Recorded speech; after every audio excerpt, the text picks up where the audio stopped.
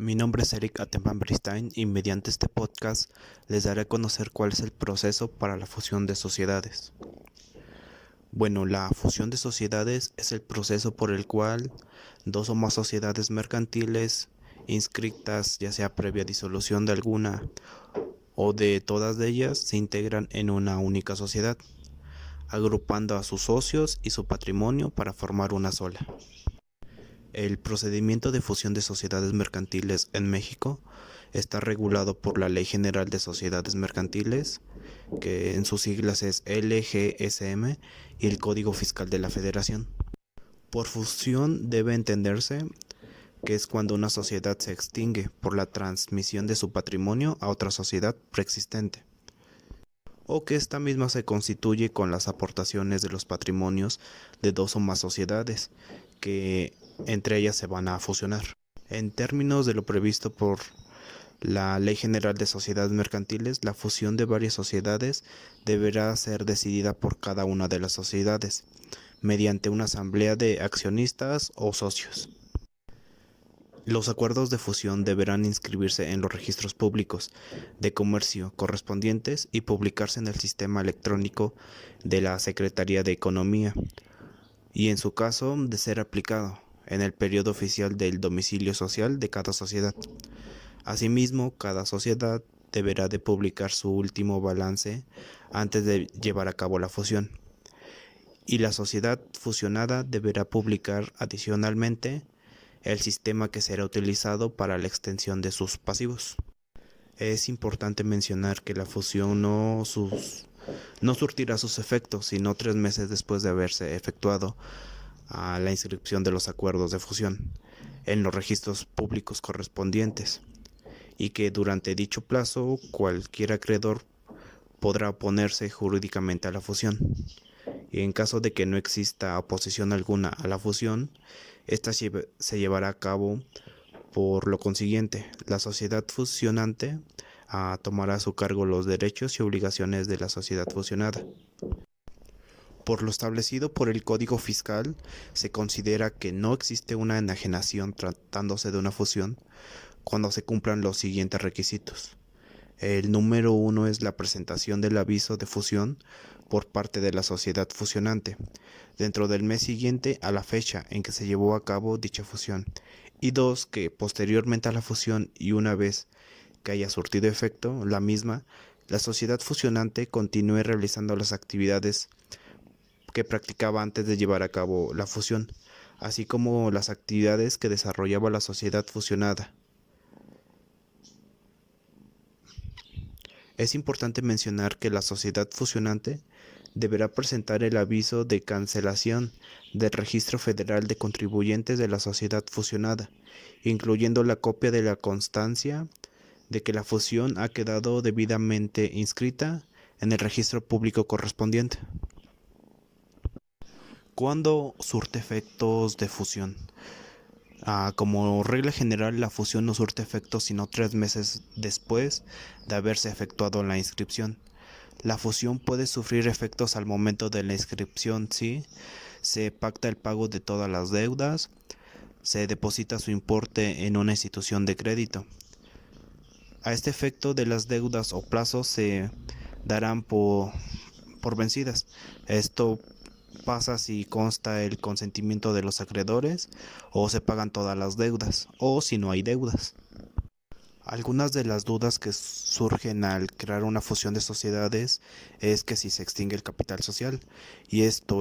la respuesta sería no, porque pasa a la compañía nueva que se está creando. De igual manera, si hay una liquidación al haber social entre los socios, y es no, porque el capital social no se extingue, sino igual se funciona junto con toda la compañía. Y otra es que si desaparece la persona moral, y esto podría decirse que en la práctica sí, porque las empresas absorbidas pierden sus tributos, pero no los socios y sus aportaciones, o las obligaciones y los derechos de estos mismos. De igual manera, cabe mencionar que existen 2 tipos de fusión, lo cual uno de ellos es la absorción y la integración. En el caso de la absorción, También se conoce como fusión por incorporación, y esta se realiza cuando una de las empresas que interviene absorbe a las otras, por lo tanto desaparecen las demás, menos una, quien asumirá los bienes y derechos y obligaciones de todas las que intervienen en el acuerdo de fusión. Otra característica es que la contraprestación de la sociedad absorbente no se realiza en dinero, sino confiriendo acciones a los miembros de la sociedad disuelta, y no hay liquidación de patrimonio de la sociedad absorbente. El otro tipo de fusión, que es la integración, también se conoce como fusión pura, y surge cuando dos o más empresas deciden unirse en una sola, y jurídicamente estas empresas desaparecen, dando origen a una nueva entidad. La nueva empresa asume los bienes, derechos y obligaciones de las otras empresas. Hablaremos un poco acerca del acuerdo de fusión, y esto nos dice que la Ley General de Sociedades Mercantiles, en su capítulo cuarto, en el artículo 222, establece que la fusión de varias sociedades deberá ser decidida por cada una de ellas, en la forma y términos que según corresponda a su naturaleza. La formalización está regulada por el artículo 223 de la Ley General de Sociedades Mercantiles y establece que los acuerdos sobre fusión se inscribirán en el Registro Público de Comercio y se publicarán en el sistema electrónico establecido por la Secretaría de Economía. De la misma manera, cada sociedad deberá publicar su último balance, y aquello o aquellas que dejen de existir deberán publicar, además, y el sistema establecido para la extinción de su pasivo. Y como lo habíamos mencionado anteriormente, la entrada en vigor está regulado por el artículo 224 de la Ley General de Sociedades Mercantiles. Y de igual manera está regulado por el artículo 225 y establece que la fusión tendrá efecto en el momento de la inscripción,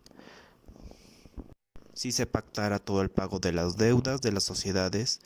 que hayan de fusionarse, o si se constituye el depósito de su importe en una institución de crédito. Después de la fusión en el área administrativa, toda empresa que decida fusionarse deberá darse a la tarea de contar con el capital humano que sea capaz de lograr los objetivos establecidos en la fusión. Precisará temas legales y laborales y formará equipos de trabajo con los representantes de cada entidad involucrada en la fusión, hasta lograr la negociación que culmine con los puestos en marcha en la nueva sociedad. En el tema contable, la nueva entidad a la fecha de la fusión deberá contar con estados financieros elaborados bajo créditos contables uniformes. Igual deberá de realizar un análisis de las cuentas por cobrar a fin de determinar su cobrabilidad. En caso de existir adeudos de una entidad con la otra, dicho movimiento contable sea pasivo para la deudora y activo para la que proporcione el recurso, se compensará en los estados financieros de la nueva empresa, pero sin que exista la alteración de su capital contable. De igual manera, los inventarios deben contar con un método de evaluación a fin de tener un criterio uniforme acorde con las condiciones económicas existentes al momento de la fusión. Y es indispensable constituir el pasivo relativo a indemnizaciones o jubilaciones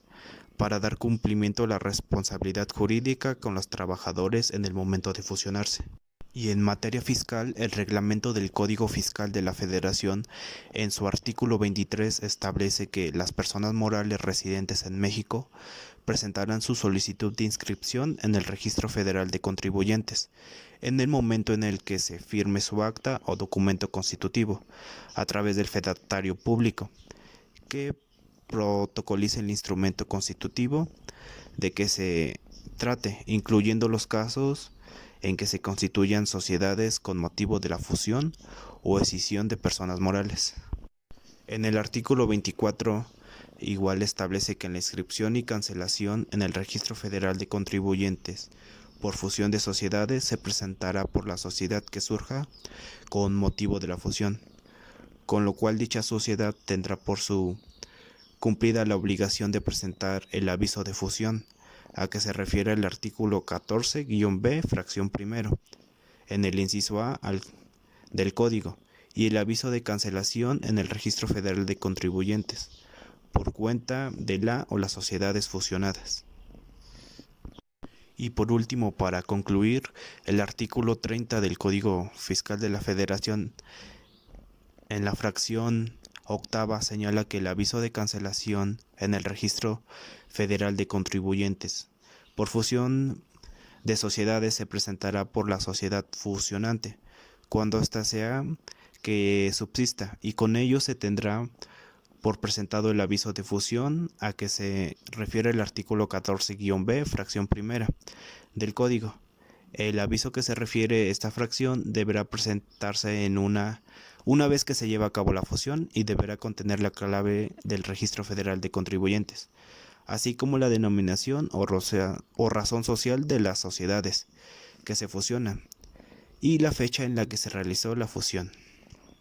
Estos son los procedimientos y algunos pasos que debes de llevar a cabo si es que tú deseas fusionar algunas empresas.